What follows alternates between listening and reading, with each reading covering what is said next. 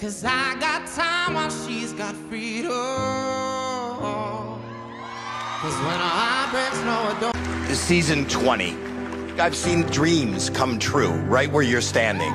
He walked onto the America's Got Talent stage with nothing but a guitar, a humble smile, and the weight of an untold story clinging to every step. To the audience, he looked like just another hopeful, maybe a little nervous, maybe a little shy.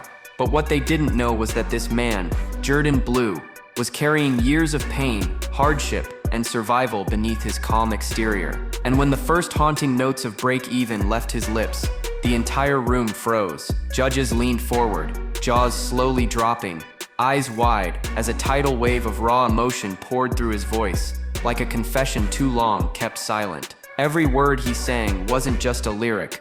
It was a cry from someone who had lived through the kind of darkness that can break a soul. What no one realized in that moment was that this wasn't just a performance, it was a reckoning. Behind the scenes, behind the lights, behind the viral applause and confetti, stood a man whose life had unraveled in ways few could imagine. A man who had once curled up on a cold bathroom floor because he had nowhere else to sleep. A man who had watched dreams slip away under the crushing pressure of real life.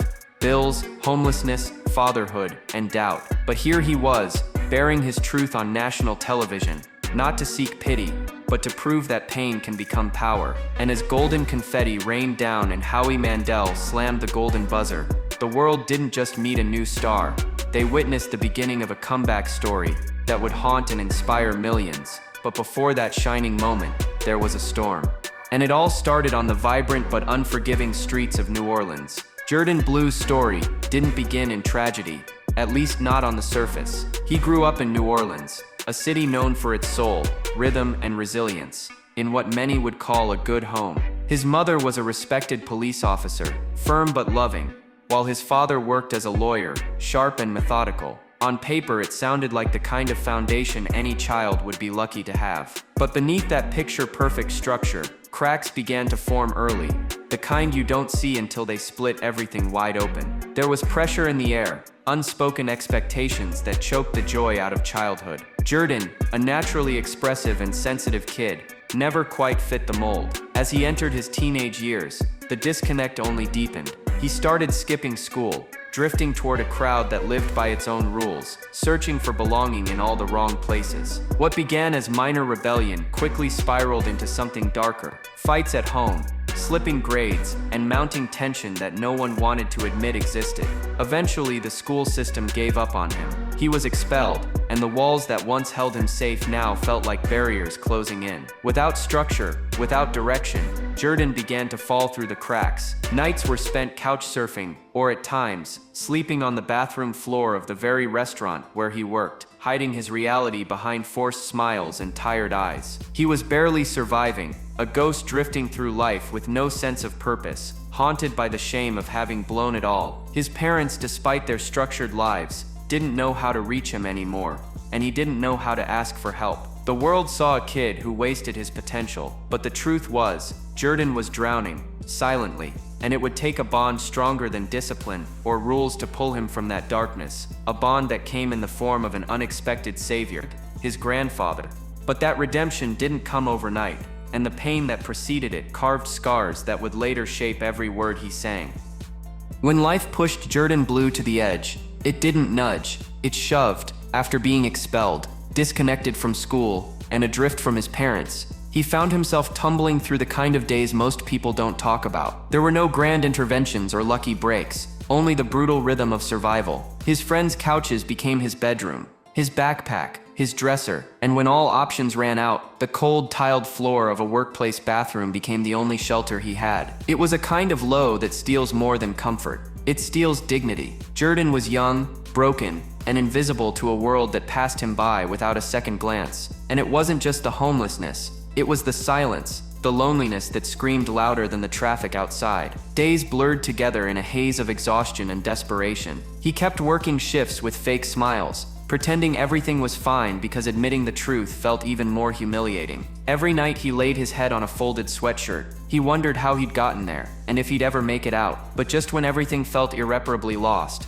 a single thread of love kept him from unraveling completely. His grandfather, known to the family as Grandpappy John, reached out, not with judgment or lectures, but with unconditional warmth. He opened his home, but more importantly, he opened his heart. He didn't try to fix Jourdan, he simply listened. And for a boy who felt like no one saw him anymore, that quiet acceptance became everything. Grandpappy John became more than just a roof over his head. He was the heartbeat of Jourdan's recovery, a safe space where healing could begin. It was in that humble house, surrounded by the hum of an old stereo and the scratch of vinyl records, that something miraculous happened. The same kid who once felt like nothing began to rediscover the one thing that made him feel like something: music. And with every soulful note that filled the room, Jourdan's broken pieces started coming back together. Inside his grandfather's modest home, Jourdan Blue found something he didn't even know he'd lost: a sense of belonging. There were no crowds, no stage, and no applause. Just late nights, warm food, and the comforting crackle of vinyl records spinning softly in the background. Grandpappy John, a lifelong lover of music, began pulling out old records: Marvin Gaye, Otis Redding, Queen, Sam Cooke, and with every track, he invited Jourdan into a world where pain could be voiced, where hurt could be transformed into harmony. At first, Jourdan just listened, letting the lyrics wash over him like a balm. But slowly, something deeper stirred. The same voice he had once buried in shame started to rise again. Not for attention, not for validation, but because it was the only thing that made the chaos in his heart feel less loud. He began to sing in his room, sometimes just humming along with the music, other times pouring his emotions into melodies that cracked with grief and trembled with hope. Music became his therapy, his quiet rebellion against the pain he'd lived through. It gave him a reason to sit up straighter, breathe a little deeper, and believe, if only a little, that maybe he wasn't broken beyond repair. It wasn't about being a star, it was about survival. Singing gave him control when everything else had been ripped away. And Grandpappy John, always nearby, never once told him to be quiet. Instead, he encouraged it, celebrated it, and reminded him that the most powerful voices come from the deepest wounds. Jourdan didn't know it yet, but those quiet, soul-filled nights were laying the foundation for a storm of sound that would one day shake the walls of a national stage. For now, though, it was just a boy, a grandfather, and a stereo, rebuilding a life one note at a time. As Jourdan's voice grew stronger within the safety of his grandfather's home, another unexpected outlet emerged that would push his transformation even further: high school theater. It started as a curiosity, maybe even a dare, but the moment he stepped onto the stage for the first time, something inside him clicked like a key turning in a long-forgotten lock. The lights, the silence before a line, the energy of the crowd, it was intoxicating. For someone who had spent years feeling invisible, suddenly all eyes were on him, not with judgment, but with anticipation. And for once, he wasn't being seen for his failures or his past. He was being seen for what he could become. That first performance wasn't polished. He stumbled over words, fumbled with blocking, but what came through was something real, something magnetic. He described it later as a spark, not just excitement, but a surge of identity, as if he'd found the missing piece of himself. The applause wasn't the reward, it was the connection, the understanding that even in a fictional story, his truth could shine through. But dreams, no matter how powerful, often crash hard against reality. While theater gave him joy, it didn't pay bills. And for Jourdan, who was still navigating young fatherhood, supporting a girlfriend and a growing son, the idea of pursuing acting or music full-time felt like a luxury he simply couldn't afford. So, he shelved the dream, not because he didn't believe in it, but because he thought he didn't have the right to chase it. Life demanded work, money, stability, and once again, his creative light dimmed under the weight of responsibility. But that spark never truly went out. It lingered, waiting for its moment to ignite again. And when the world came to a halt in 2020, that moment finally arrived, not in front of an audience, but in the stillness of a pandemic that forced everyone, including Jourdan, to finally listen to the voice inside.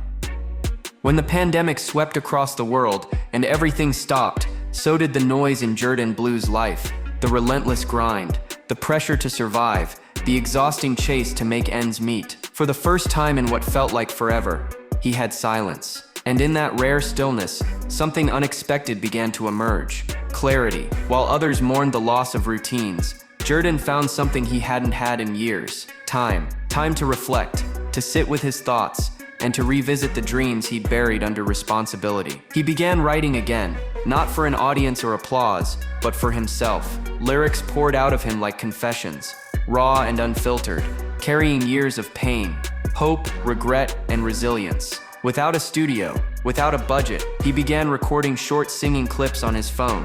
No auto-tune, no production polish, just his voice, his soul, and the stories he needed to tell. He uploaded them quietly to social media, thinking maybe a few friends would watch. But something strange happened.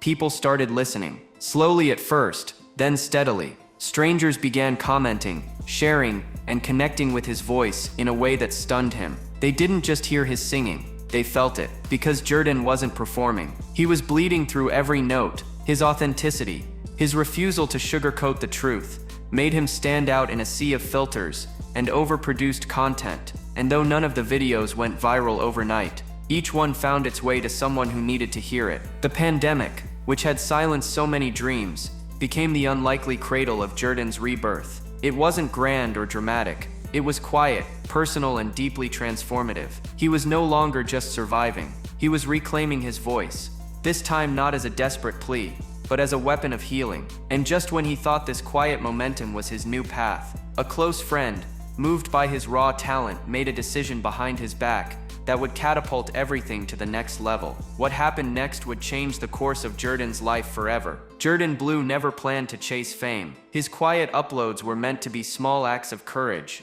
not audition tapes for the world. But sometimes, all it takes is one person who believes in you when you're too scared to believe in yourself. That person came in the form of a close friend, someone who saw the fire in Jourdan's voice and refused to let it burn in silence. Without telling him at first, they submitted one of his raw, emotional videos to the producers of American Idol. It was a gamble, an act of love, and a spark that would ignite a chain reaction. When Jourdan received the invitation to audition for season 22 via Zoom, he was stunned. It didn't feel real. No flashy stage, no studio lights, just a laptop camera, and the weight of everything he'd lived through resting on his shoulders. His audition never aired on television, but it didn't need to. The experience itself changed him. For the first time, the possibility of turning his pain into a purpose-driven career felt within reach. It was like a door cracked open, and the sunlight finally touched his skin after years in the shadows. Fueled by a flicker of confidence he hadn't felt in years, Jourdan made a decision that terrified him. He quit his job, in a world still reeling from uncertainty, where steady income meant survival. He walked away from the only stability he had. Why? Because something inside him whispered that this was his moment, and he couldn't afford to let it pass. He was a young father now, raising a son named Jax with his girlfriend, and the stakes were higher than ever. This wasn't just about chasing dreams anymore. It was about building a future, about proving to his son that courage means taking the leap even when your legs are shaking. Jourdan wasn't chasing clout, he was chasing freedom. And with nothing but his voice and a stubborn belief that he was meant for more, he stepped into the unknown. He didn't know what came next, but he knew he couldn't go back. And so he took to the streets of New Orleans, guitar in hand, heart on his sleeve, singing for strangers, fighting for a second chance the world had once told him he didn't deserve. With no job, no backup plan, and a child depending on him, Jourdan Blue turned to the only stage that never required an invitation, the streets of New Orleans. Under flickering streetlights and the hum of restless traffic, he became a familiar figure on the corners of the French Quarter, pouring his soul into the humid night air for anyone who would listen. Busking wasn't glamorous, it was survival. From 8 p.m. until 2 or 3 in the morning, he stood with his guitar, heart exposed, hoping his voice would catch the ear of a passerby, generous enough to drop a few dollars into his case. Some nights he earned enough to buy diapers, dinner, or gas. Other nights, he walked home with nothing but a sore throat and aching feet. There were times when the police would shut him down, treating his art like a nuisance instead of a lifeline. But he kept going, not because it was easy, but because he had no other choice. "This is how I provide for my girlfriend and my son Jax," he explained backstage at AGT, his voice cracking with honesty. Every note he sang wasn't just music. It was a promise to his family, a declaration that he would do whatever it took to break the cycle. What made Jourdan different wasn't just his voice, it was the weight behind it. His performances weren't rehearsed routines, they were emotional purges, raw and unrehearsed, and people began to notice. Strangers would pause mid-step, captivated by the pain and beauty laced through his every lyric. Locals started sharing clips online, tagging him, following him, cheering him on. Slowly, a community began to form, not one built in arenas, but on sidewalks and phone screens. The streets became his training ground, his proving stage, his boot camp for resilience. Jourdan wasn't chasing fame, he was chasing dignity. And with every performance, he was proving that sometimes, the most powerful stages are the ones built not from lights and cameras, but from concrete and courage. And just when it seemed like the hustle would stretch endlessly, one video, a single moment would shift everything, and turn a sidewalk performance into a viral phenomenon. Jourdan Blue didn't need a record label or a PR machine. He just needed one moment to break through. That moment came late one night when someone recorded him singing Into the Night on a dimly lit New Orleans street corner. The kind of performance that didn't have a crowd or a mic, just raw passion echoing into the darkness. The clip made its way to TikTok, and within days, the views exploded past 1 million, then 2, then 6. People weren't just watching, they were captivated. They stopped scrolling, they replayed it, they stitched and shared, leaving thousands of comments like, "Who is this guy?" And this voice just healed something in me. Jourdan's voice wasn't polished or packaged. It was real, vulnerable, and drenched in emotion. And that's exactly what people were craving. In a world oversaturated with filtered content and curated perfection, his authenticity hit like a lightning bolt. Suddenly, his follower count began to skyrocket. His social media turned into a gathering place for people drawn to his sound, his story, and his sincerity. On Instagram, he climbed past 46,000 followers. On TikTok, over 369,000 people hit follow to make sure they never missed another note. Comments flooded in from around the globe. People wanted more music, more covers, more of the man behind the golden voice. But this wasn't just internet fame, it was validation. After years of busking for pennies and second-guessing every life choice, the world was finally listening. And yet, even as the numbers climbed and the exposure widened, Jourdan didn't let it change him. He kept recording from his room. He kept singing on the streets. He stayed grounded in the same city that raised and nearly broke him. But now, instead of fighting for scraps of attention, he had the spotlight, and people were starting to realize that this wasn't just a viral moment. This was a movement, and just when it seemed like things were finally turning around, reality came crashing back in the most brutal way possible. On the very street where his journey had begun, tragedy struck, and it forced Jourdan to reevaluate everything once again. Fame was beginning to find Jourdan Blue, but life, as always, had a way of reminding him how fragile everything truly was. Earlier this year, a violent attack occurred on the very block in New Orleans, where Jourdan had spent countless nights singing for strangers, bearing his soul under flickering streetlights. It wasn't just another headline, it was personal. That stretch of sidewalk wasn't just a place he performed, it was his grind, his therapy, his church. It was where he learned how to survive, how to move people, and how to rebuild his confidence note by note. The news of the attack shook him to his core, not just because of its brutality, but because it brought back everything he'd buried, how close he'd once been to danger, to collapse, to disappearing without anyone ever hearing his story. It was a chilling reminder that one wrong moment could have taken everything away before it had even begun. That night, he didn't pick up his guitar, he didn't post a video, he sat in silence, holding his son a little tighter, feeling the weight of what could have been. But instead of letting fear shut him down, it did the opposite. It lit a fire. That moment of violence became a turning point, a jarring realization that he had been given another chance for a reason. He owed it to himself, to his family, and to the people who now looked up to him to make it count. The streets had given him his voice, but it was time to amplify it on a stage big enough for the world to hear. So he made a decision, not out of ego or ambition, but out of purpose. Jourdan would take his story, his scars, and his voice to the biggest platform he could reach. Not to go viral again, but to leave a legacy. That's when he decided to audition for America's Got Talent,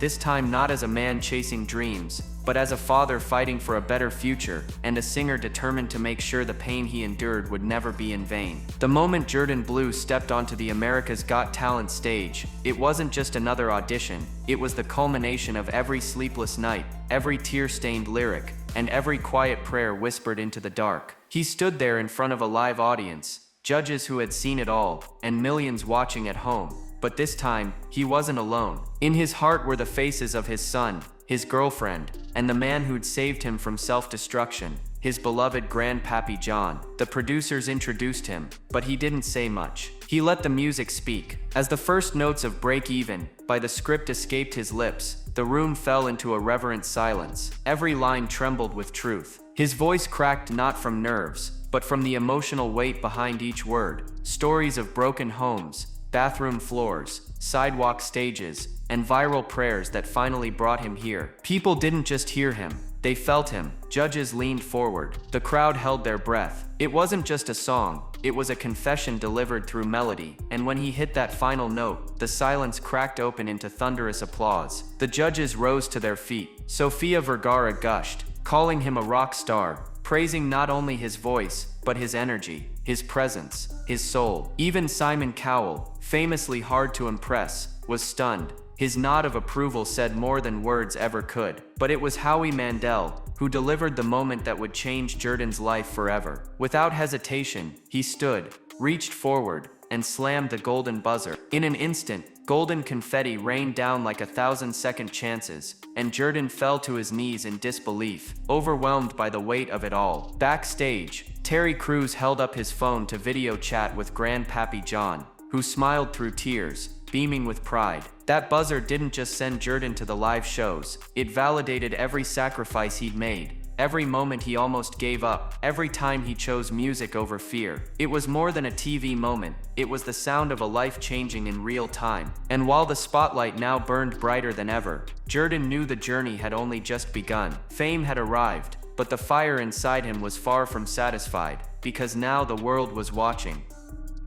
With the golden confetti still clinging to his clothes, and his name exploding across social media, Jourdan Blue could have easily let the moment swallow him whole, but he didn't. While fans rushed to his Instagram, pushing it past 46,000 followers overnight, and his TikTok ballooned to more than 369,000 fans sharing and stitching his videos, Jourdan didn't trade his street corner for a pedestal. He stayed grounded in the same roots that had nourished him through years of struggle.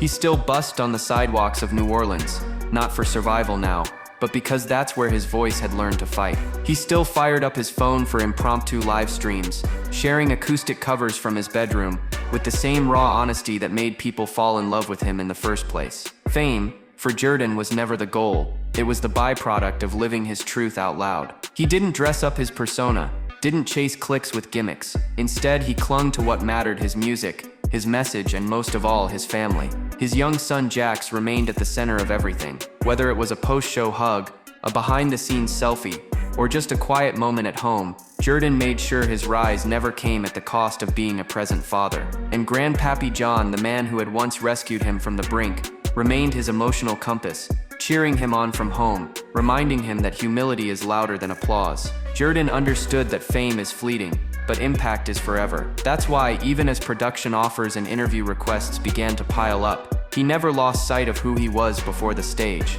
Just a man with a guitar, a story, and a prayer that someone out there would understand. He wasn't trying to become a star. He was trying to become a voice for the people who had once felt invisible, just like he had. And with every note he sang post-AGT, Jourdan made it clear this wasn't the end of a story.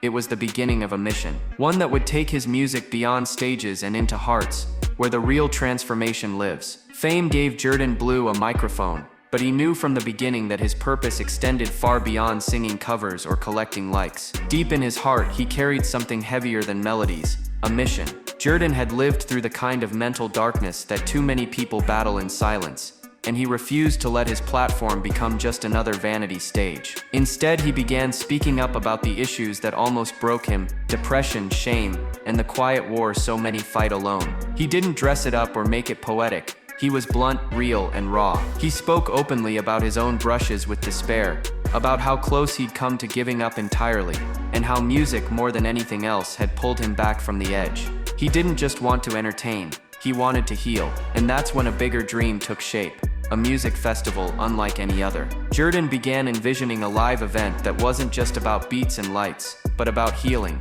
An entire weekend dedicated to mental health awareness, community support, and emotional restoration through sound. He dreamed of bringing together artists, therapists, advocates, and everyday people who had stories to share and wounds to mend. There would be open mic sessions where vulnerability was the headline act, workshops that focused on coping and recovery, and safe spaces for those who needed to know they weren't alone. In a world quick to romanticize the tortured artist, Jourdan wanted to flip the script, to show that healing and artistry could coexist, that breaking cycles was as important as breaking charts. He believed music could be more than performance, it could be medicine. And as his following grew, he used every opportunity to remind people that success means nothing if it doesn't uplift others. This wasn't just branding, this was his truth. A man once discarded by society was now building a sanctuary for the broken-hearted. And while fans waited for his next big release or AGT performance, Jourdan was already laying the foundation for something far more lasting than a viral video.